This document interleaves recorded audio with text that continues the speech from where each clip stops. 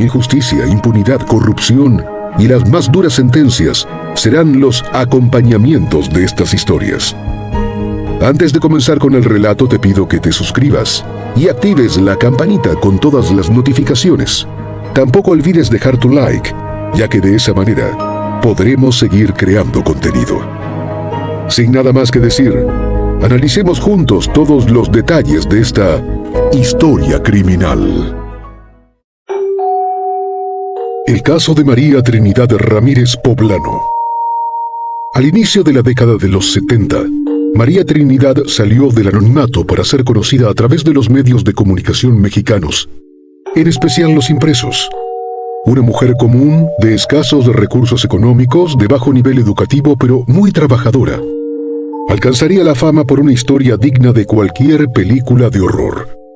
María Trinidad, como la mayoría de las mujeres que son jefas de hogar, y que además no cuentan con el apoyo de su pareja, hacía todo lo que estaba a su alcance y más para salir adelante. No solo por ella, sino por sus 5 hijos. María Elena, su hija mayor, ya casada y que vivía con su esposo, y 4 pequeños más por los que debía luchar y seguir avanzando. María Trinidad Ramírez Poblano nació en Tecuixcuiac, al norte de México, en 1926. A duras penas completó los primeros grados de la educación primaria, ya que desde muy pequeña tuvo que comenzar a trabajar. Siendo joven aún, se casó con su primer esposo y al poco tiempo se convirtió en madre de una niña. La bautizó con el nombre de María Elena. Después llegaron 4 chiquitos más: Pedro, el mayor de los varones, Mario, Reina y Guillermo, el más pequeño de la familia.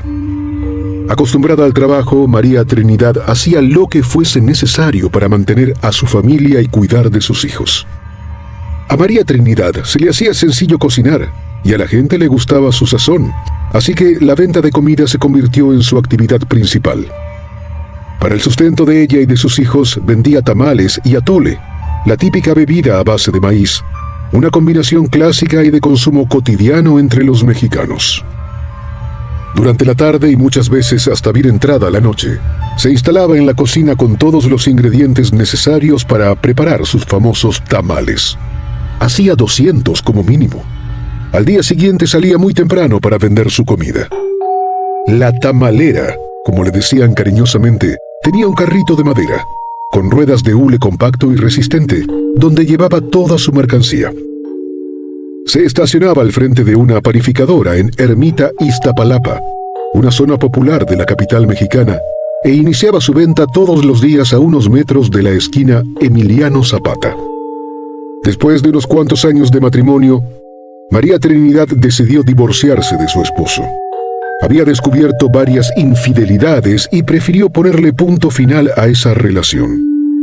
De ahí en adelante se dedicó aún más a sus 5 hijos.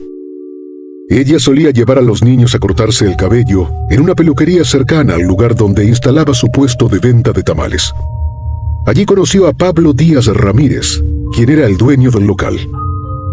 Un día el peluquero le preguntó a María Trinidad si conocía a alguien que le pudiera lavar la ropa que usaba en la peluquería, así como sus filipinas. Sin dudarlo, ella se ofreció a hacer el trabajo y le dio su dirección a Pablo para que le llevara todo lo que quisiera lavar. Pasaron 2 meses, hasta que Pablo finalmente fue a la casa de la mujer con la ropa para lavar. Poco a poco la relación de trabajo se fue convirtiendo en una amistad. María Trinidad continuaba lavando la ropa de Pablo y su lencería, luego planchaba todo y se lo devolvía. Corría el año 1968, y después de varios meses de amistad, Pablo se animó a conquistarla, aunque no era el único que estaba interesado en la tamalera. La mujer de 42 años también era pretendida por Jesús Ávila Núñez, un vecino del barrio. Su estrategia consistía en comprarle a María Trinidad la mayor cantidad de tamales. Un día, Jesús se animó a pedirle matrimonio, pero María Trinidad estaba enamorada de Pablo.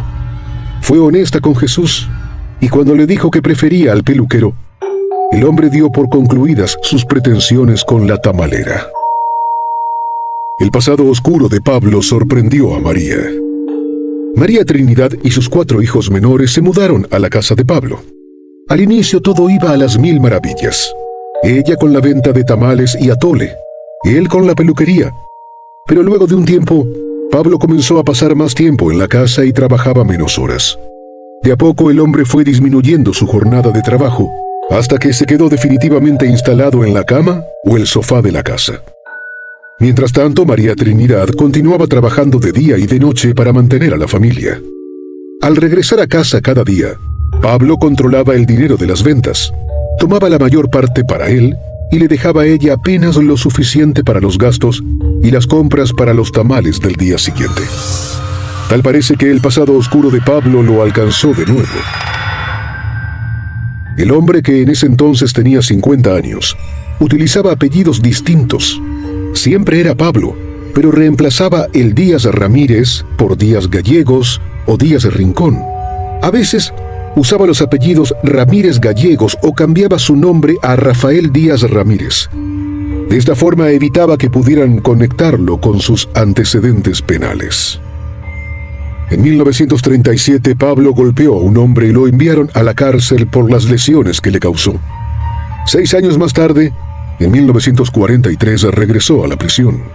En esa oportunidad por estupro y por las lesiones que le causó a una niña. En una oportunidad intentó reorientar su vida. Trató de ingresar a la policía, pero fue rechazado por sus antecedentes. Fue entonces cuando tomó la determinación de usar nombres y apellidos falsos. Sin embargo, volvió a entrar a la cárcel. De hecho, el hombre presumía por haber estado preso en el temible Palacio Negro de Lecumberri hasta en 3 ocasiones. El Palacio de Lecumberri es un gran edificio que antiguamente funcionaba como una prisión, ubicado en el noreste de la capital de México.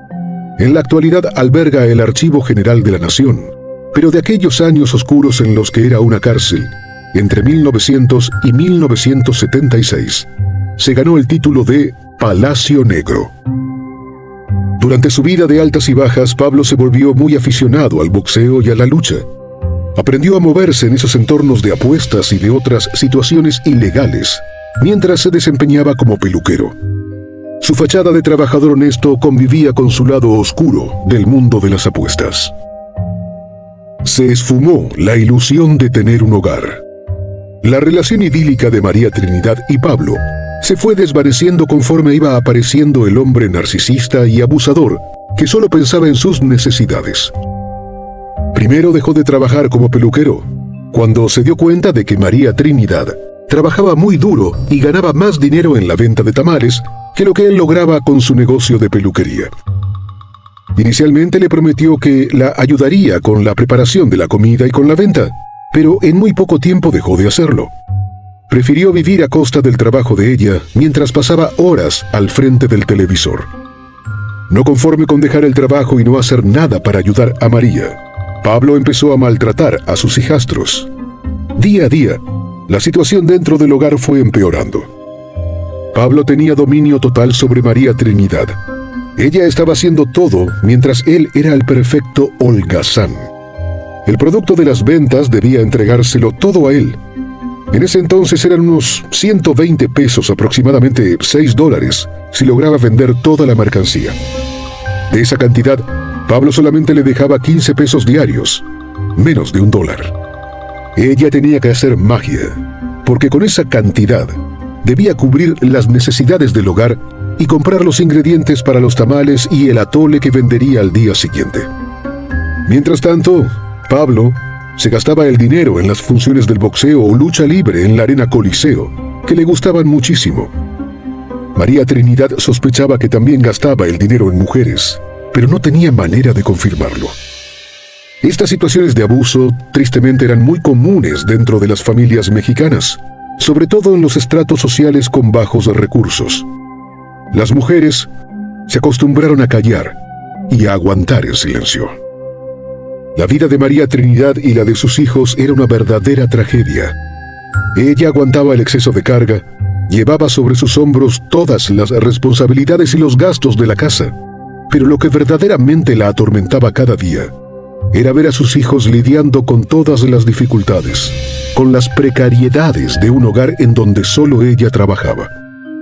Ni hablar de lo que representaba para ella el maltrato de Pablo, que además golpeaba a los chicos y era abusivo con ellos. La noche de la tamalera asesina. El sábado 17 de julio de 1971, María Trinidad estaba preparando los tamales para la venta del día siguiente, tal y como lo hacía todas las noches.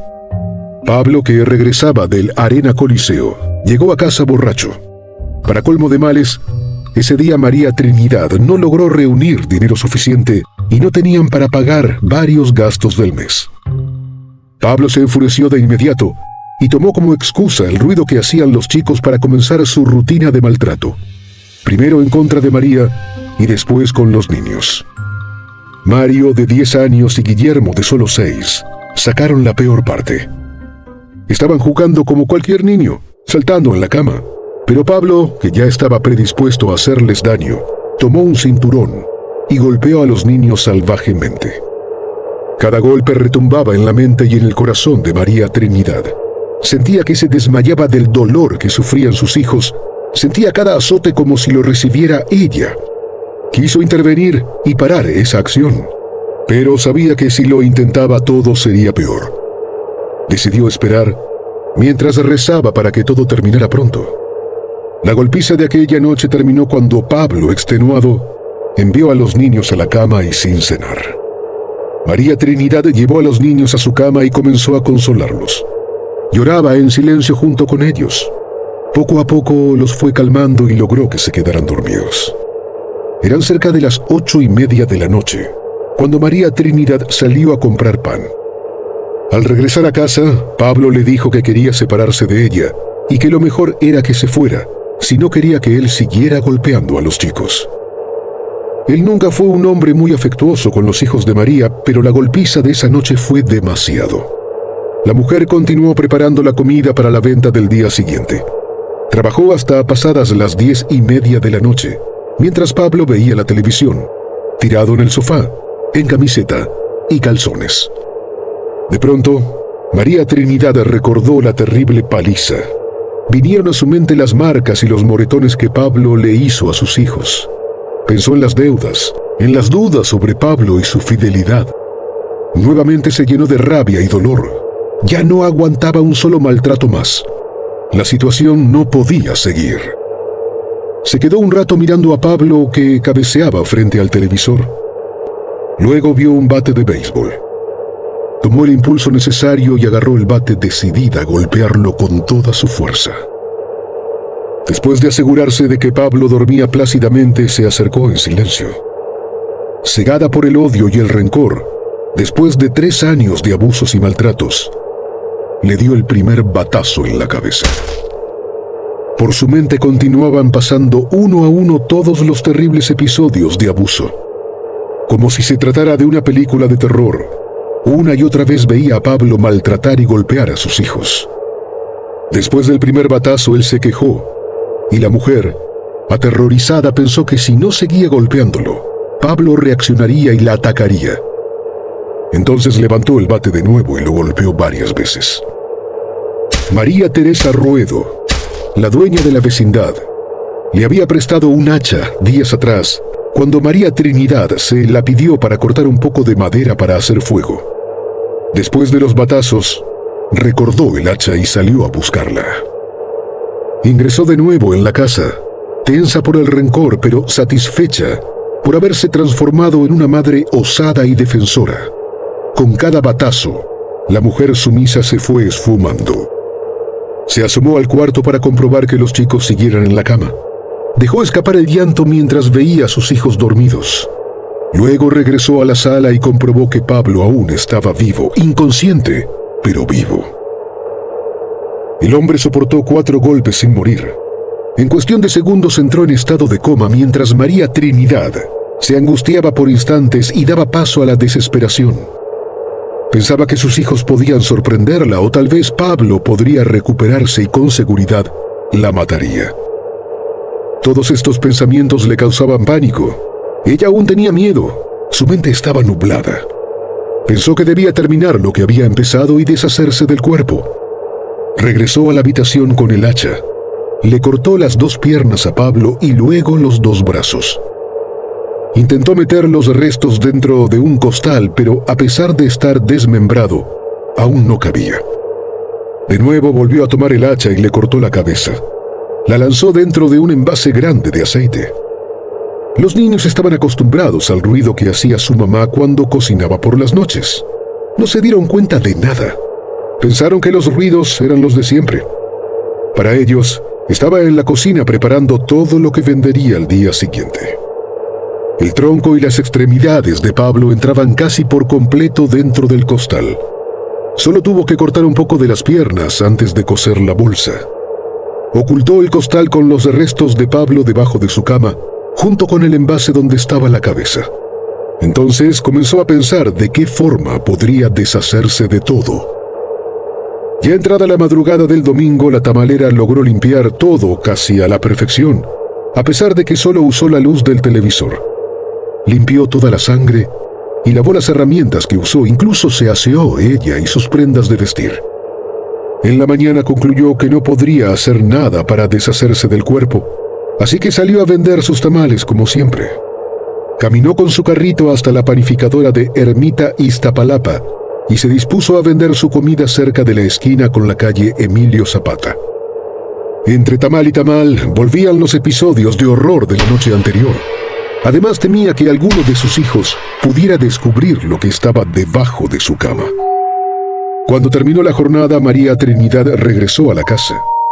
Todo seguía como lo dejó desde la mañana. Los restos de Pablo estuvieron debajo de la cama todo el domingo hasta la madrugada del lunes. Allí durmió ella después del asesinato el día anterior y la noche del domingo cuando regresó de trabajar. El lunes 19 de julio se levantó muy temprano. Ni siquiera estaba cerca de salir el sol. Montó el pesado costal en su carrito de madera y lo llevó hasta un terreno baldío de la colonia Justo Sierra, al sur de la ciudad, para deshacerse de todo. El hallazgo macabro. Los vecinos de Justo Sierra, de la calle Sur 71A, notaron que había un olor pestilente que provenía de un lote baldío cercano a la casa 508. El olor a putrefacción era tan fuerte que hacía irrespirable el ambiente. Pensaron que eran unos pollos en descomposición, en vista de que muy cerca de allí, a unos 300 metros, había una granja. El terreno, como muchos predios de la capital, estaba abandonado desde hacía bastante tiempo, y comúnmente, algunos vendedores ambulantes y otras personas que pasaban por el lugar hacían sus necesidades allí. También lanzaban todo tipo de basura y desperdicios en el lugar. Antes de las 9 de la mañana de ese 19 de julio de 1971, un empleado de limpieza pública realizaba su trabajo como siempre. Era el encargado de recoger la basura en unas 10 cuadras a la redonda y comenzaba a barrer desde las 5 de la mañana.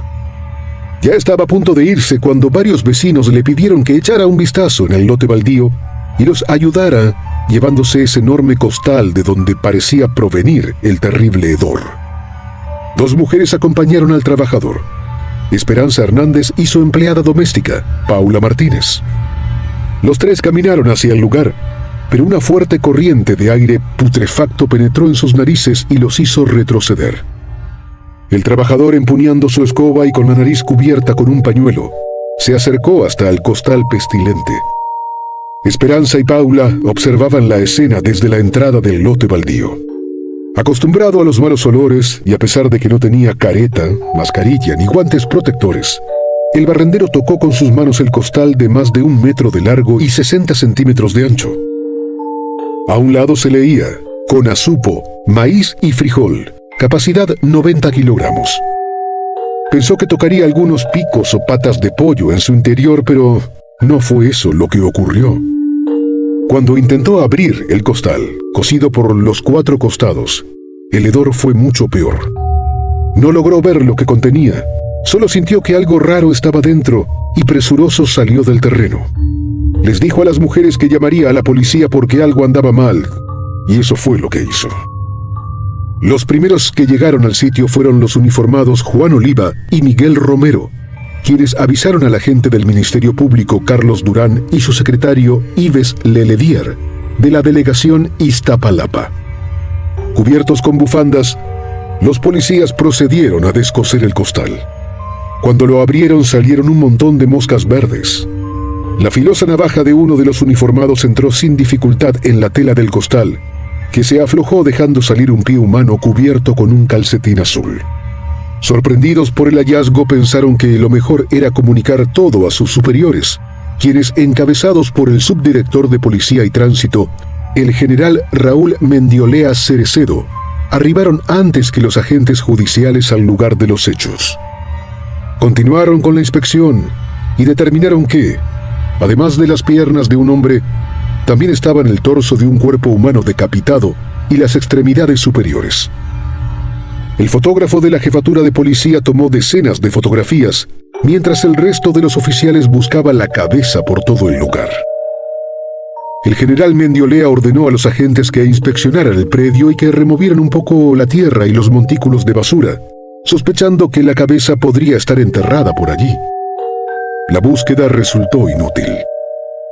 Por su parte, los peritos dactilógrafos tomaron las impresiones digitales de las manos del muerto, que por su gran tamaño correspondían a un hombre corpulento. Introdujeron los restos en bolsas de polietileno y los trasladaron en una ambulancia de la Cruz Verde al servicio médico forense. Los peritos del servicio secreto trabajaron duramente y lograron identificar a la víctima mediante las huellas dactilares.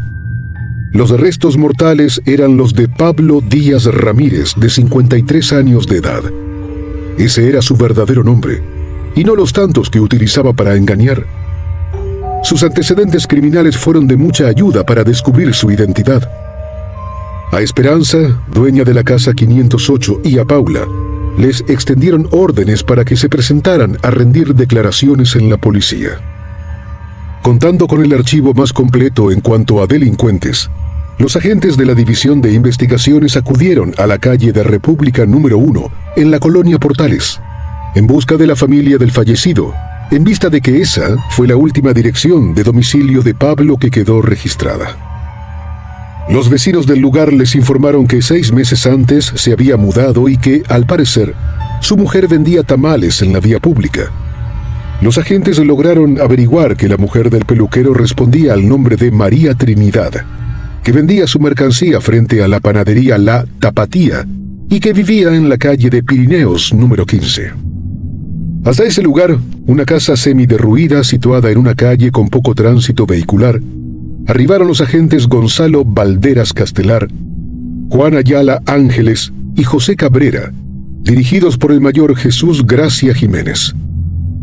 En el interior se hallaba una mujer de pie junto a una mesa de madera, planchando ropa. Cuando los agentes tocaron la puerta, ella salió. María Trinidad estaba en su casa ese lunes de 1971 por la tarde. Escuchaba la novela Los Huérfanos, junto a sus 3 hijos más pequeños. Entonces llegaron los oficiales del servicio secreto a buscarla. Les preguntó secamente, sin mirarlos, qué se les ofrecía. Los agentes iniciaron el interrogatorio de rigor preguntando si ella era la mujer del peluquero Pablo, a lo cual ella respondió afirmativamente. Cuando le preguntaron dónde se encontraba él, María Trinidad palideció. Los oficiales tomaron en cuenta cada reacción en la mujer de 45 años, de tez morena y con trenzas gruesas y largas en su cabello, con toda la fisonomía de una india otomí. Con su voz cortante, seca pero nerviosa, le dijo que no sabía, porque él se fue a trabajar desde el sábado y no había regresado. Los agentes continuaron preguntándole si tenía alguna idea de en dónde lo podían localizar, a lo cual les respondió que no sabía nada, pero con frecuencia solía estar un par de días fuera de casa, pero que seguro no tardaría en regresar. Los investigadores se miraron entre sí. No sabían si debían comunicarle a María Trinidad la infausta noticia ni cómo podría reaccionar. Pero por la rigidez y frialdad de la mujer, percibieron que estaba en condiciones de soportar la información. Entonces, le anunciaron que su marido estaba muerto. Mató al esposo y lo encostaló. María Trinidad ni siquiera se movió. No pronunció palabra alguna, no se inmutó. Cerró los ojos, sus párpados y sus labios temblaron. El rictus de su boca fue más notorio. Los policías esperaban que la mujer estallara en llanto, se conmoviera o se pusiera histérica al saber lo ocurrido, pero ocurrió todo lo contrario. Permaneció impasible, indiferente, y sus ojos de pronto se abrieron y brillaron. Un agente declaró después que tuvo la impresión de algo maligno, que reflejaba un rencor de siglos, intuyendo que ya ella tenía conocimiento del suceso. El agente Banderas le dijo a María Trinidad que los acompañara a la jefatura de policía, ante lo cual ella guardó silencio y ni siquiera preguntó a los investigadores por qué debía ir con ellos. Sumamente nerviosa, pidió permiso para ponerse un suéter, ya que el viento comenzaba a soplar. Se despidió de su hija Reina, de solo 10 años, que leía un cuento recostada en la cama, y apagó la radio que anunciaba el final de la novela. La niña se asustó al oír sobre la muerte de su padrastro y se preocupó al ver que su madre era conducida a la jefatura. En la oficina del comandante Godínez, donde fue interrogada, le pidieron que les contara si su esposo tenía enemigos. Sin dudar un segundo, les respondió afirmativamente a los oficiales. Agregó que en las últimas semanas lo había visto bastante nervioso. En 3 oportunidades le contó que lo habían detenido por vender marihuana, y cuando se quiso retirar del negocio lo amenazaron. Los oficiales le preguntaron entonces si sabía cómo se llamaban esos hombres, a lo cual respondió que no lo sabía, pero contó que solían citarlo en la Arena Coliseo durante las luchas, ya que Pablo era muy aficionado. Después de un rato de preguntas y respuestas, los oficiales confrontaron directamente a María Trinidad al preguntarle si tenía pleitos frecuentes con él. Ella se enmudeció por unos momentos, pensó lo que iba a decir y con voz entrecortada, contestó con la verdad. Le dijo a los policías que sí. Luego les contó que Pablo era su segundo esposo y que se había separado del primero porque la engañaba con otras mujeres, incluso en su propia casa.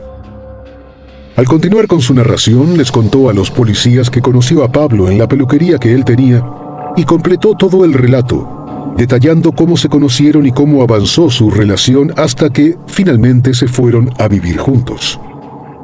Uno de los hombres que la interrogaba le preguntó si él la había aceptado con sus hijos y ella respondió sin dudarlo, sí, señor.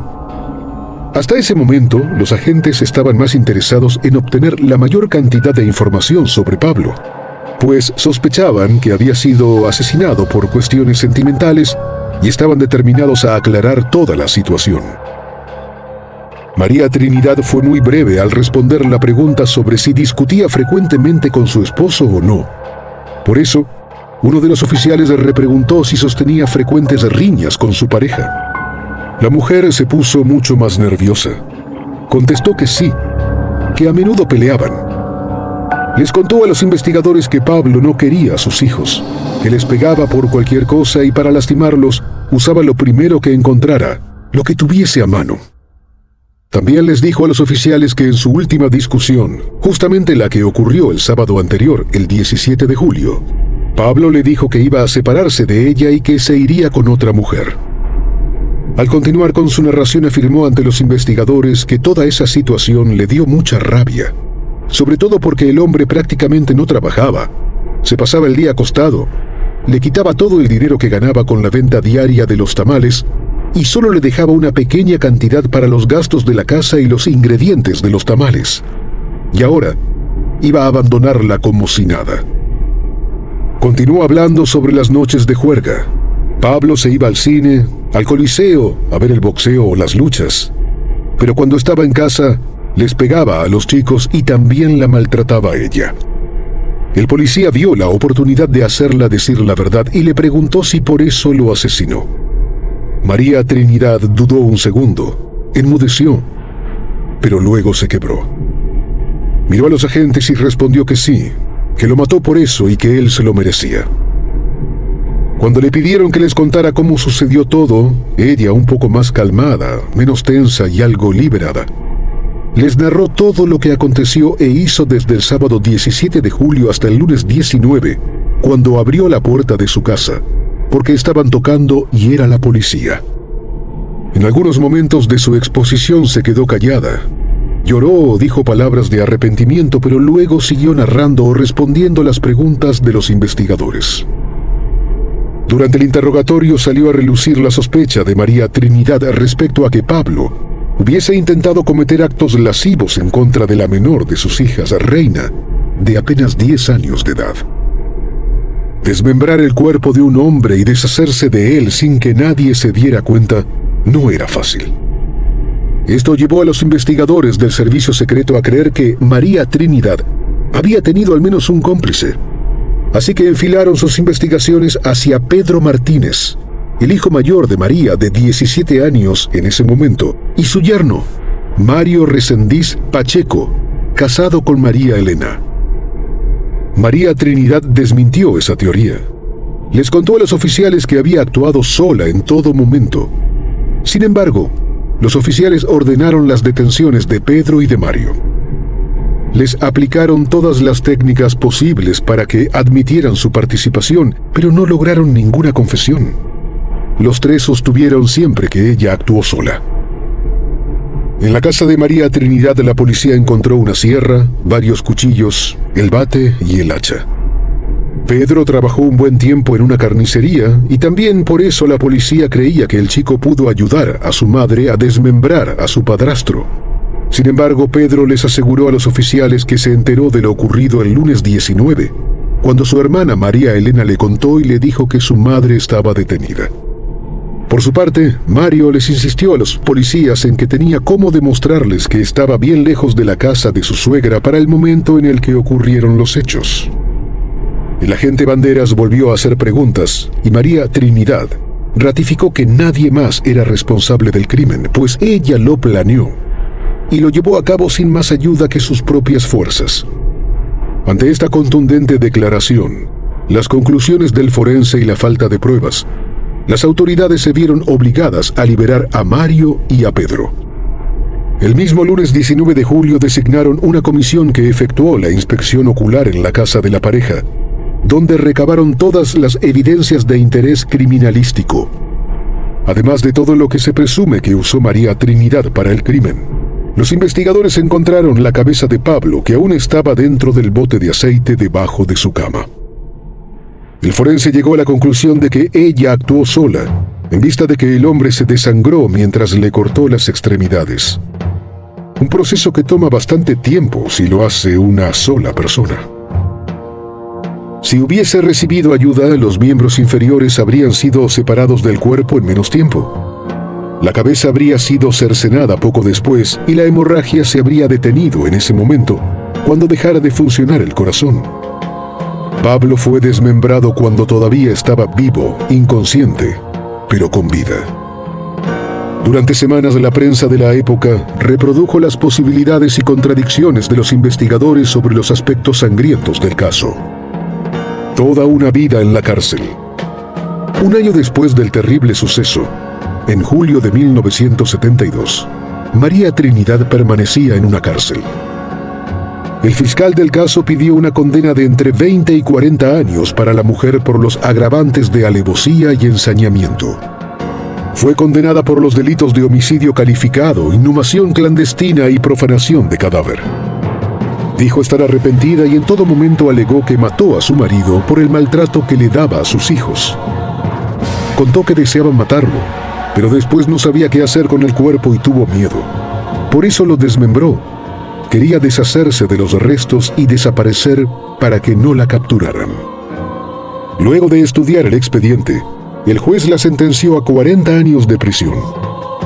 La primera parte de su condena la cumplió en el Centro de Reclusión Femenil de Tepexpan, en Xochimilco, y luego fue trasladada a Santa Marta, Acatitla. María Trinidad nunca cambió su versión de los hechos. Al cumplir el tiempo legal para pedir su libertad, fue liberada luego de 20 años en la cárcel. Fue directamente a la Basílica de Guadalupe y luego a Tequisquiac, su lugar natal, donde sus parientes la apoyaron para pasar allí el resto de su existencia.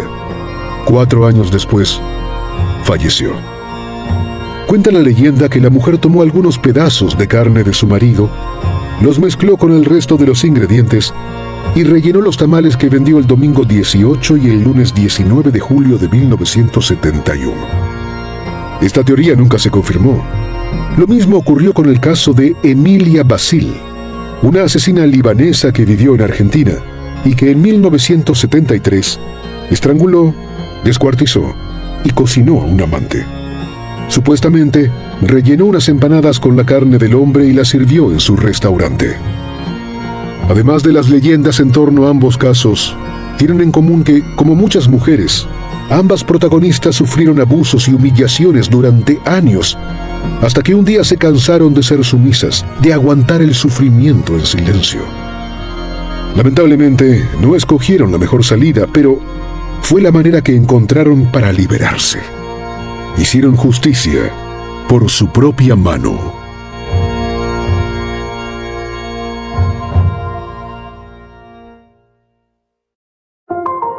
Y bueno, querido espectador, aquí termina la historia criminal del día de hoy. Me interesaría mucho saber tu opinión, así que te pido que la dejes en los comentarios del video, siempre con respeto a la víctima y su familia. Podemos debatir, pero siempre con el respeto que todos merecemos. De nuevo, te recuerdo que te suscribas y dejes un like para dejarme saber que mi trabajo es de tu agrado. Buenas noches. Hasta la próxima Historia Criminal.